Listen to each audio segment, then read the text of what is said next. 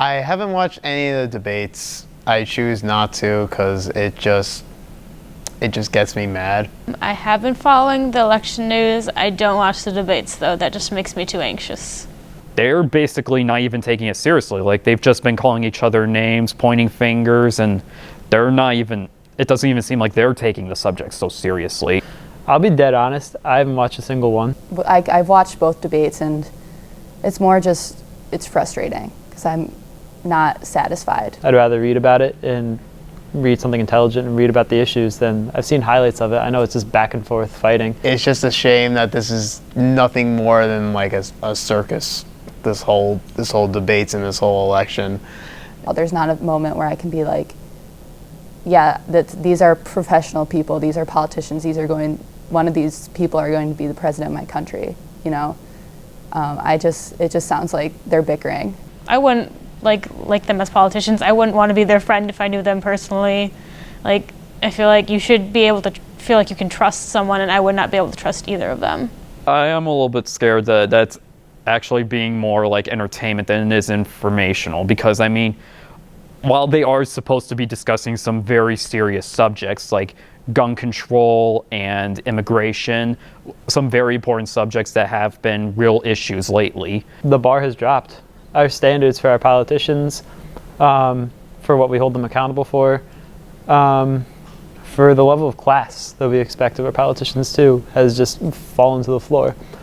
I see, you know, Hillary as this person who can, you know, represent this great change in our country. You know, the first woman president, that's a pretty big deal. But I also know that she has that kind of corruption that is common with politicians. I'm not very comfortable with the fact that it's becoming so much a form of entertainment through social media. I love jokes and all that, and I love memes, but the presidential candidate should not be at a level where they can be memes. I heard something that, like, in the past we would laugh at comedians and listen to politicians. Now we listen to comedians and laugh at politicians. I would honestly be incredibly shocked if a third-party candidate won, because that has actually never happened before. People are starting to realize that hey, maybe that's not the way it should be. You know, maybe I'm a little bit of this and a little bit of that, and that's okay. It depends on the person. It definitely depends what this guy wants to do and what he wants to accomplish if he or she becomes president. So you kind of have to have people informed and know who this third party candidate is, and see if they are better than Trump or Hillary. That there are two candidates that almost nobody wants to be president. I would, I guess, strongly advocate for a different presidential candidate when it comes to like the next election. They both don't represent the parties well.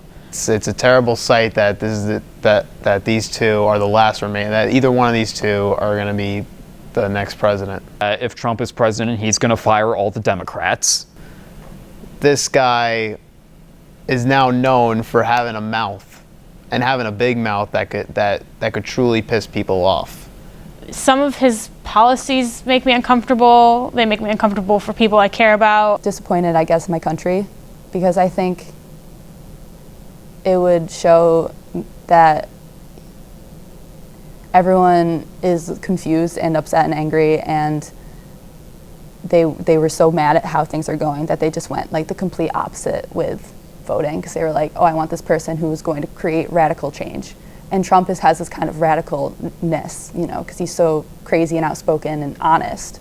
So people see that as a way of representing change. It's really sad, if you ask me.